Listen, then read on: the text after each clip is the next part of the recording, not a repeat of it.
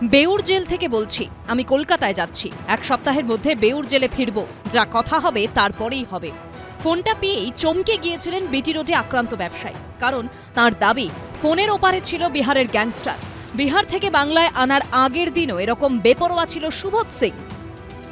Jail থেকে বলেছিলাম আমি কলকাতায় যাচ্ছি, আমাকে সিআইডি চেয়েছে, আমাকে আবার এক সপ্তাহের মধ্যে আবার বেউর জেলে ফেরত পাঠাবে, যা কথা হবে তারপরেই হবে। মানে কোনো ভয় নেই? না, ভয়ের তো সেরকম কিছু বুঝিনি। এখনো যেগুলো হচ্ছে, ভয় কোথায় ওর? সিআইডি সূত্রে চাঞ্চল্যকর দাবি, ১.৫ দশকেরও বেশি সময়ের মধ্যে দফায় দফায় বাংলায় এসে অপরাধের জাল বিছিয়েছে সুবোধ।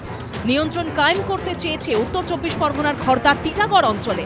পাশাপাশি অজয়কে কাজে লাগিয়ে তাঁর প্রমোটিং সহ বিভিন্ন ব্যবসায় ঢুকতে চেয়েছিল সুবোধ। ভয় দেখিয়ে ব্যবসায় নিয়ন্ত্রণে রাখতে চেয়েছিল বিহারের গ্যাংস্টার।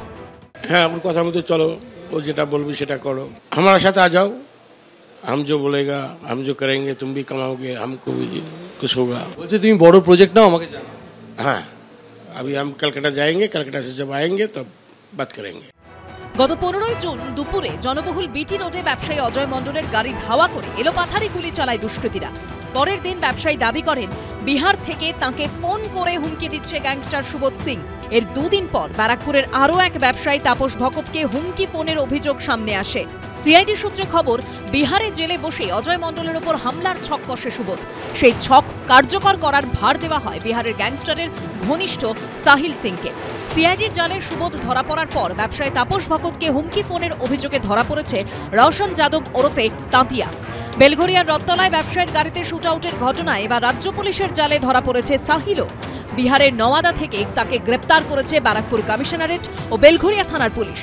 ধৃতকে জেরা করে তদন্তকারীরা জানতে পেরেছেন অন্য অপারেশনের মতো তৈরি করা হয় ছোট ছোট দল। ঠিক হয় একদল ইন্টারনেট ভয়েস কলের মাধ্যমে জেল থেকে হুমকি ফোন করবে। ব্যবসায়ীর ওপর হামলায় ব্যবহৃত আগ্নেয়াস্ত্র ৩ হামলাকারীর হাতে তুলে দেওয়ার অ্যাসাইনমেন্ট ছিল সাহিলের।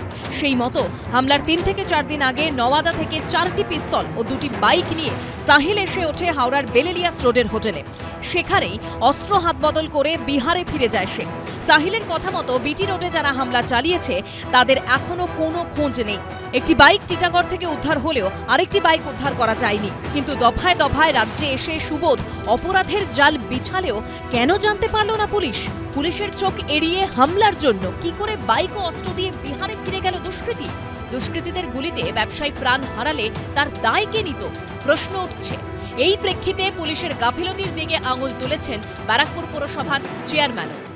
কোথাও মিস্টেক আছে, কোথাও তার নেগলিজেন্সি আছে, অবশ্যই সেরকম আছে, তা না হলে এরকম হবে কেন?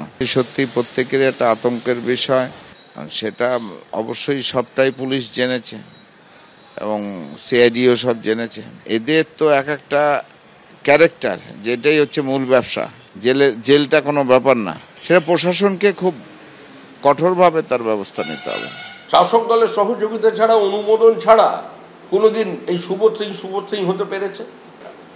এটা সার্বিকভাবে একটা বড় একটা চক্র, সেই চক্রের হয়ে সে কাজ করছে। এখন মুক্তাঞ্চল পশ্চিমবঙ্গ, যেখানে কোনো আইনের শাসন নেই, তো এরকম ফিল্ড পেয়েছেন, হ্যাপি হান্টিং গ্রাউন্ড এখন পশ্চিমবঙ্গ। সমস্ত দুষ্কৃতী আজকে বিহারের রাত পেয়েছেন, কালকে উত্তরপ্রদেশ থেকে আসবে। অজয় মণ্ডলের ওপর হামলা ও তাপস ভকতকে হুমকি, দুটি অভিযোগেরই তদন্ত করছে সিআইডি। সমীরণ পাল ও শিবাশিস মৌলিকের রিপোর্ট, এবিপি আনন্দ।